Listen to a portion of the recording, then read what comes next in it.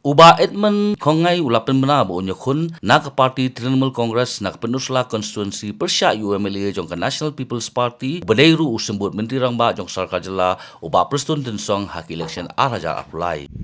Junga ngala pengkre habide bat kani ka election naga benta ka election araja apply naga ni ka penusla constituency kabade ka way naka penusla kabadon hapo ka thain riwar hi bodo ka way hakaba ngala long usamla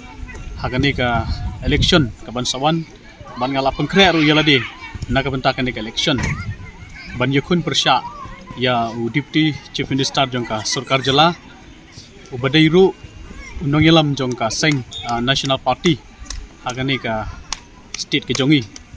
te ke jingmi ke jonga syakmat ku musamla ban pengkre lani ban wan syakani ka ransan syaka jeli jongka sanyima sima kadai ka way kamat ka ba kum unong yalam hagi kindet snam ki balalet abangalong unong yalam ngala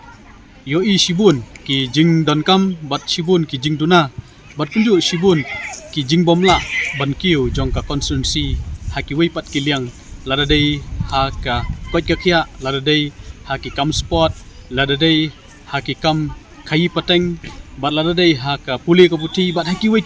ki kam rep ki kam ri jingri ki ba kadong kathan ke jongi idang sadin bat ngidang sa haka jing bom kiu hakini kimat kiba ngalap penpau hakani kapor ka bamata te kumunong yalam ngalayat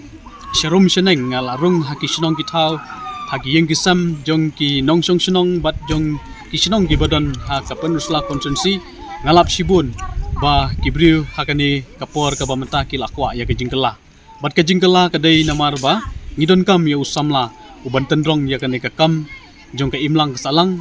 ban kit ya kadong kathan bat kham tame bangan long ru unong ya saj bat unong kren bat unong thawan ha ka assembly house na marjar kulai bat na kermen ba ki paj ba hi jong ka penusla constituency kin pediang bat kin ya trailang ha kani ka election ka bansawan namar ba ngidon kam ya ka jingkela ha ki constituency bat ki jingkela ha ka state bat ha ka rihi borok away.